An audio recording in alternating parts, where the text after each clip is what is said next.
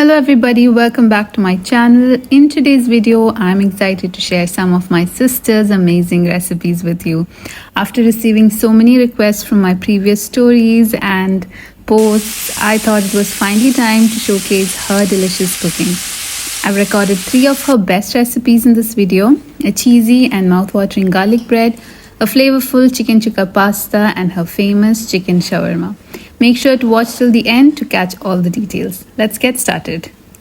The first recipe I'm sharing today is her delicious garlic bread. This was actually a spontaneous treat that we received. She made this when I went over to film her chicken chukka pasta. She just made this for us to enjoy, so I decided to record the process while she was making it. For this recipe, she used brioche bread, cut it into squares and arranged them on a baking tray, as you can see in the video. Next, she took some sliced cheese. She used a mix of Gouda and Emmental cheese. You can also use the usual sliced cheese that you get from the supermarket, and place 2 slices between each piece of bread. You can also use just 1 slice if you prefer. Then she added garlic butter between the bread slices. She asked me to mention that you can simply spread the butter over the bread slices before placing it in the tray. She forgot to do that, which is why she was putting the butter slices in the middle.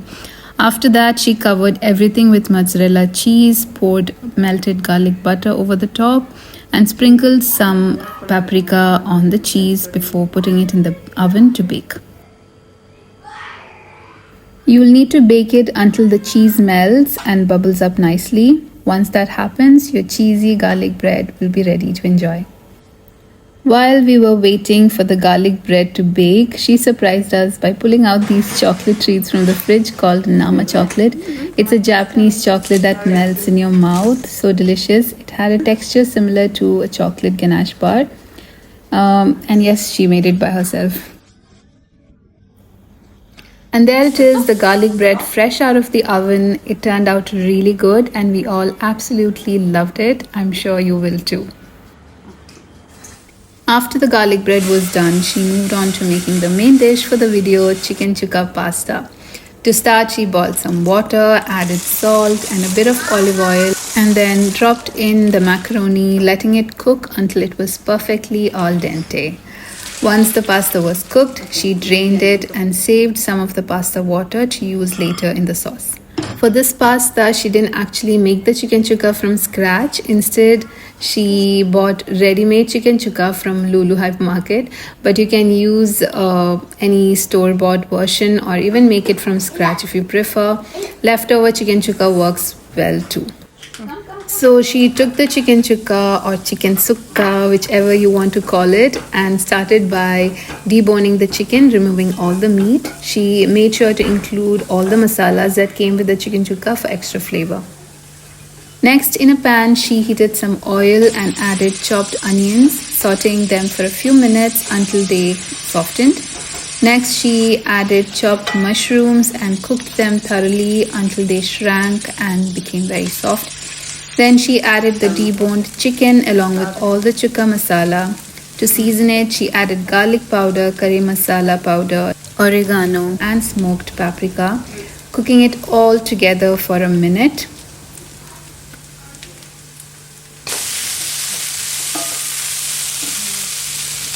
After that, she poured in some cooking cream and let it come to a gentle boil, allowing everything to combine nicely.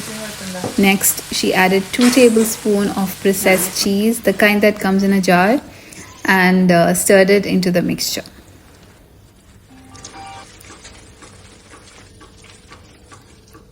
To loosen the sauce a bit, she poured in some of the reserved pasta water, then added the cooked macaroni, mixing everything together.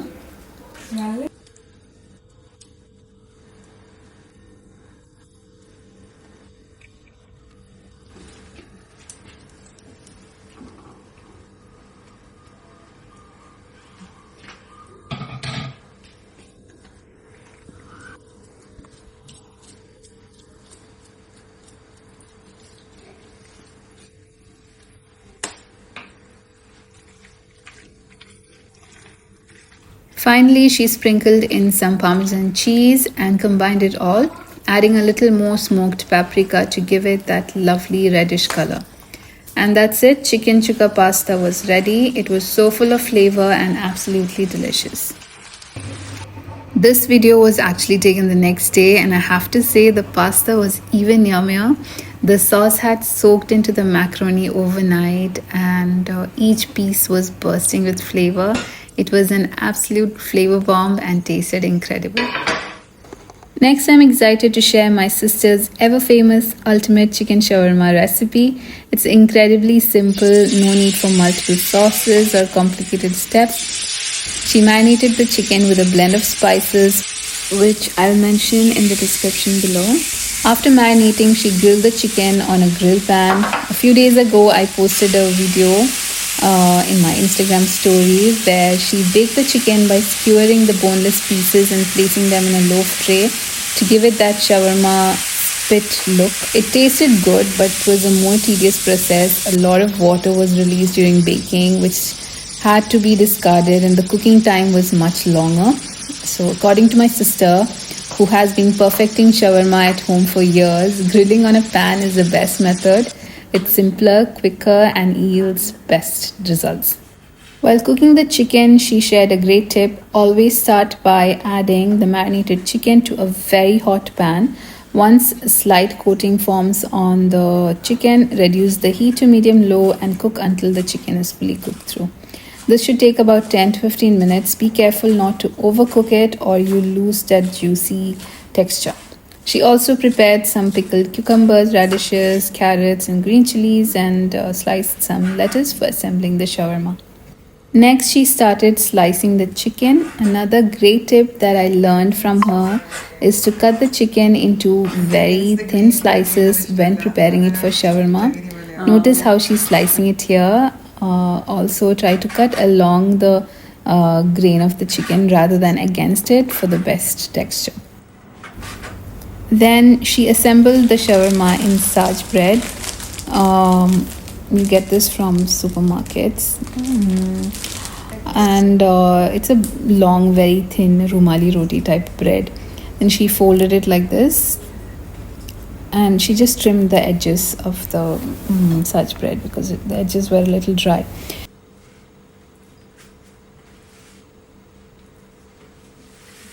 Then she spread garlic sauce or Toum sauce. This was store-bought as well. And then she placed the sliced chicken over it.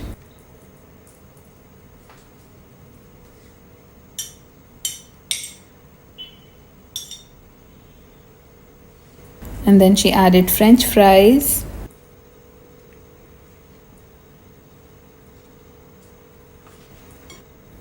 Then all the sliced pickles.